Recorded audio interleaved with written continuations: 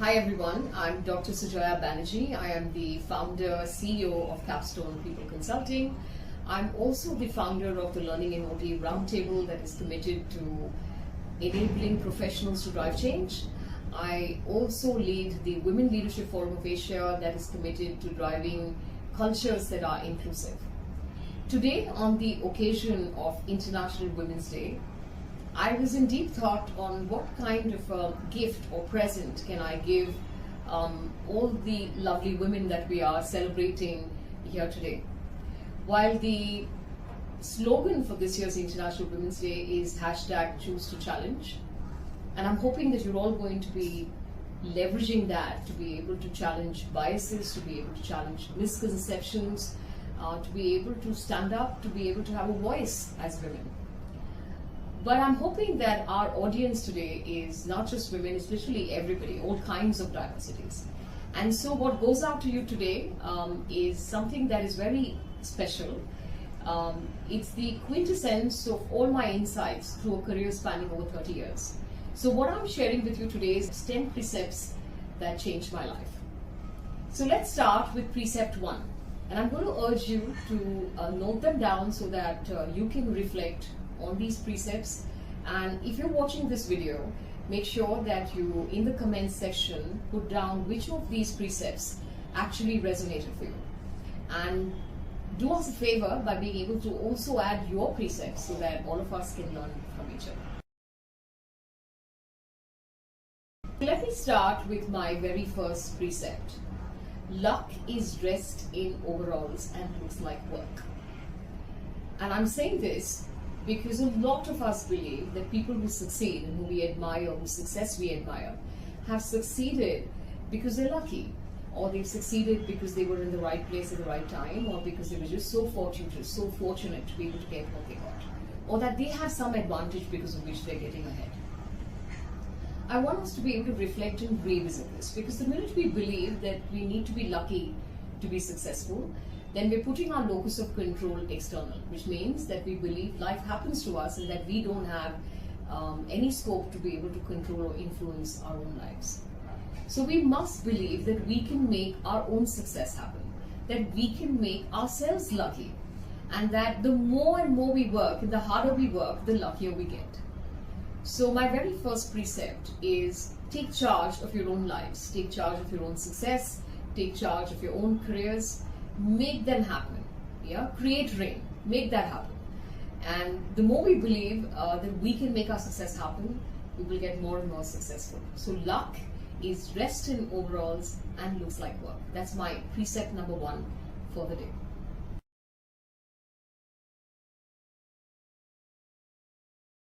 And my precept 2 is, if you need to choose between being right and being kind, choose kind. And the reason I'm going to say this is because a lot of us believe in being highly self-righteous, especially when we have power. So I'm going to urge you to be able to reflect on the need to be self-righteous and to see self-righteous as opposing being right. Because actually being self-righteous and being right can often be the same if we actually view things with compassion.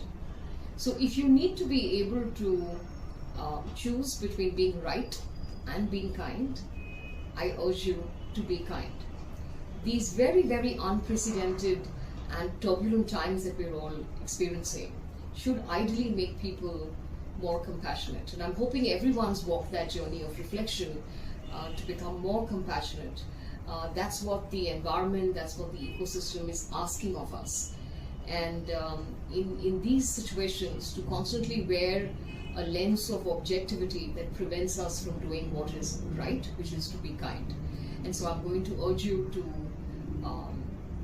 to remain objective for accountability, to reflect constantly on what it is that we're doing.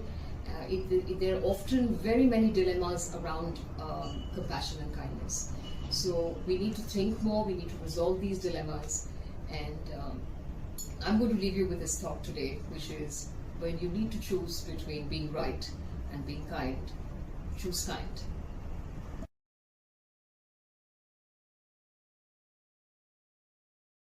I'm going to move on to our next precept, which is precept number 3. And precept number 3 is the love in your heart was not meant there to stay, because love isn't love till you give it away. A lot of us hesitate to tell people how much we admire them, how much we like them. Recognition is such a big challenge. And so the first part of this precept is to become more generous with compliments and to make people's day by telling them how wonderful they are. And to always, through our life's journey, let people know how much you value them, how much you admire them, and how much you love them. We're great at doing this personally, sometimes not even personally. But I urge you in your professional journeys to acknowledge people who are enabling you, supporting you, also people who have qualities that you admire, the ones that you would like to emulate. Let people know when they're doing things right. So love in your heart was not meant there to stay, because love isn't love till you give it away. Now here's part 2 of this precept, which is all the strengths you believe you have and everything good about you is not meant to be discovered. No one's been appointed to discover you. So in your journey, make sure that you manifest your strengths, that people know of your strengths, and wear your strengths with pride. Yeah, people must know about your strengths, and be proud of your strengths. So give it away.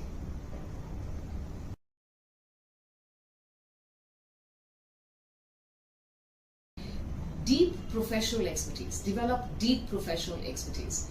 The question I'm going to ask is, are you 5 questions deep on what it is that you believe you know?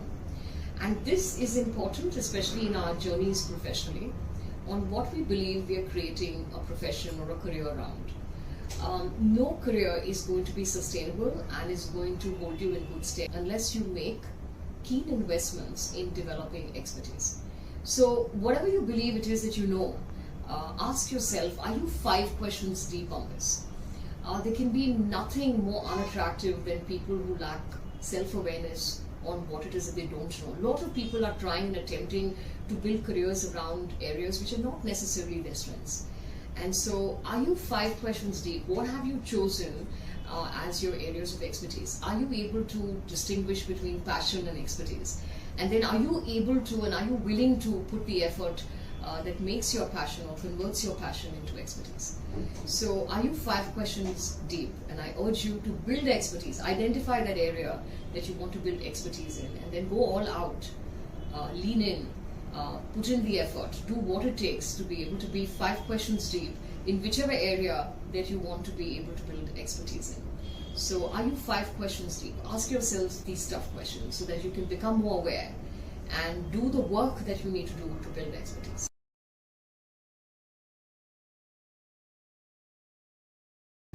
Heights of great men were not reached in a flight. When their comrades were asleep, they were toiling through the night. This is something I heard for the first time. I'm very nocturnal on my work and my effort, and so I heard this for the first time from a parent, really, which was about making distinctive effort so that you're able to shine. And so this is an extension of the philosophy of hard work. But it's important to remember this because it's also so poetic, the line. So take note of that. Heights of great men were not reached in a flight. When their comrades were asleep, they were toiling through the night. So what are you doing to become more distinctive? What are you doing to be able to make sure that you stand out? What are you doing in your career so that you're bringing in a differentiated perspective and value to the organization that gets noticed by people around? You've got to be able to work hard to develop that edge, and it's got to be authentically an extension of who you really are. So heights of great men were not reached in a flight. When their comrades were asleep, they were toiling through the night.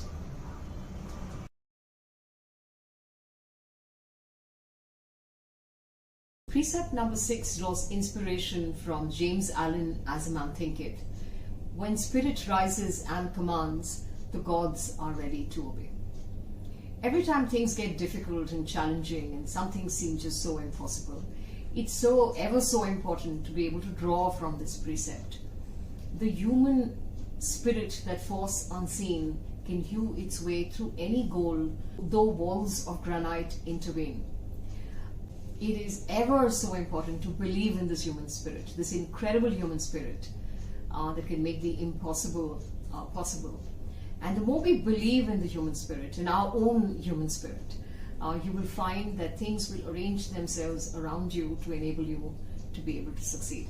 So the universe actually colludes with you, and I'm sure many of you have had that positive experience. And so the more we believe in ourselves and our abilities to be able to do things, we find ourselves getting more and more successful. So believe in that human spirit. It is incredible, and it's always present to be able to help you.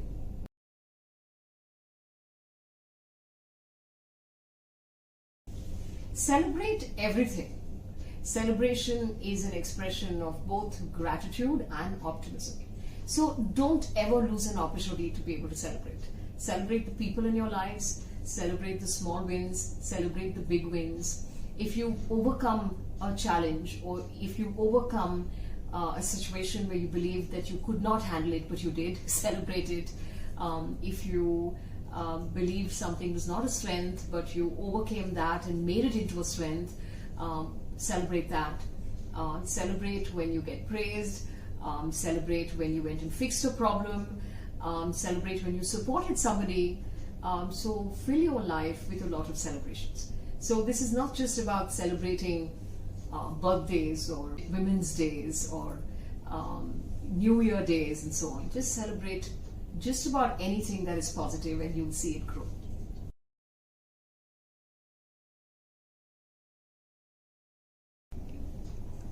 With that, let's move to precept number 8. Respect begets respect. And we talk a lot about this, but it's oftentimes difficult to be able to manifest this in terms of our behaviors each time. Respect is something that we all expect, and in fact everyone does. And so if we believe in this maxim of respect begets respect, then we are humble enough to be able to offer the respect first. So relationships, and there's enough and more research, and I'm sure in your own experience, that relationships are so defining in terms of your journeys of success. So offer respect to anyone, no matter what level, class, background, socio-economic class, level within the organization, designation, whatever that might be. Offer the respect at all times and see how much of respect comes right back to you. So becoming aware of whether or not we are being respectful at all times is such an incredible part of our journey, and can help us build long-lasting relationships across levels, and that indeed is the sign of leadership. And do not give yourself the permission to have any relationship breakdown. If there is a relationship breakdown, go offer it more listening, offer it more respect, and mend broken down relationships. What is a better maxim is to never give yourself the permission for relationship breakdown. So respect begets respect, and respect helps you maintain and sustain relationships. So remember, respect begets respect.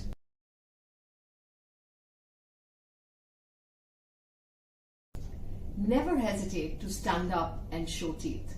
Courage is magical. Every now and then we have situations where we wish we had said what it is that we wanted to say, or we wish we'd spoken up, or we wish we'd asserted, or we wish we'd put somebody back in their place. It's extremely, extremely important to not live your life with these regrets, because these are magical moments to be able to share your perspective, to be able to bring forth your voice, and to be able to let people know what it is that you're thinking. Those could have incredibly been moments of change or transformation for those individuals, and could have perhaps taken you forward in that relationship. And so courage is magical.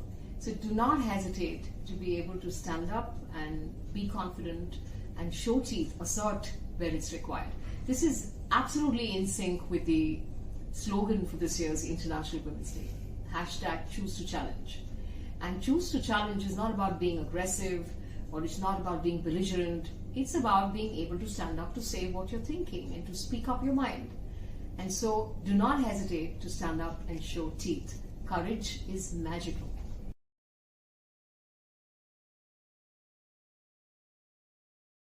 You will be what you will to be.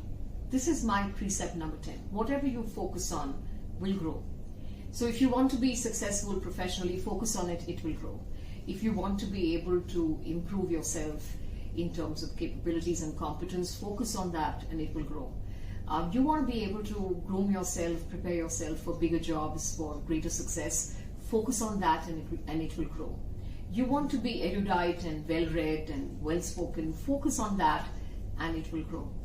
You want to be able to, you imagine or visualize yourself leading large teams or being very senior or serving on boards or being extremely successful in business, then focus on that and it will grow.